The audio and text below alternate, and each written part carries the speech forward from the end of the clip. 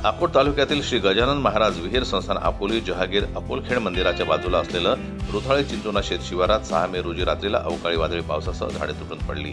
अवकाळी पावसामुळे उन्हाळी पिकाचं मोठ्या प्रमाणावर नुकसान झालं। शेताच्या बांधावरील कॅनलवर इलेक्ट्रिक पोलच्या तारा तुटून पडल्यानं आहाड गावामधील पशुपालक शेतामध्ये उन्हाळ्याच्या दिवसात गुरढोर चरण्याचं काम करणारे गवळी गोपाळशावजी येवले यांच्या शेतामधील हेटीवर मुक्काम असून कॅनलवर चक्रीवादळामुळे तुटून पडलेल्या विजेच्या जिवंत तारा असल्यामुळे 7 मे रोजी त्या तारेला पहाटे बुधवारी सकाळी 7:30 वाजता 2 म्हशी मृत्युमुखी पडल्या। म्हैस, गाय व बाकी गुरेढोरे सोडल्यानंतर तेथे जिवंत तारेवर 2 म्हशी शॉक लागून जागेवरच तडफडून त्यांचा दुर्दैवी मृत्यू झाला। आपला अकोलखेडच्या जंगलात तिथे रोज रात्री हवा पाणी सुटलं। हे हवे पाण्यानं मग ते वादळीने ते तार तुटलं, काय झालं ते तर त्याच्यानं ते जंपर पडलं, काय झालं तर ते डायरेक्ट त्याच्यावर करंट आला। मग सकाळी म्हशी सोडल्या कॅनल इकून चरासाठी, खाली वावर होतं रात्री म्हटलं बगीचा घाटा होते म्हणून इकून सोडले ते। मग त्याच्याने ह्या वावरात सोडलं, उभा राहिलो मी, दूध घेऊन गेला, पोरगा होता इथं, ते ढोरं आले तर डायरेक्ट 3 ढोरं शाट लागला। त्याच्यानं 2 तर वाचवले पोरगाने, एक आले पण 2 ढोरं तर गेले, जाग्यावरच खतं स्टॉप झाले।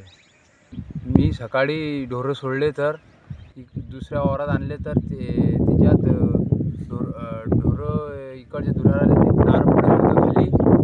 काल रात्री हव्या पाण्याच्या यानं तर 2 म्हशी दगावल्या होती, तर 3 ढोरं आले तर 3 ढोरापैकी एकाचे मीनं जीव वाचवला, तार छापीने ओढले तर 2 जागीच ठार झाले। आणि काल पाण्याच्या यानं झाले ते तर त्याची भरपाई करण्यात यावी। आणि 1 ते 1.5 लाखाचं नुकसान झालं मला, ही भरपाई करण्यात यावी प्रशासनाने।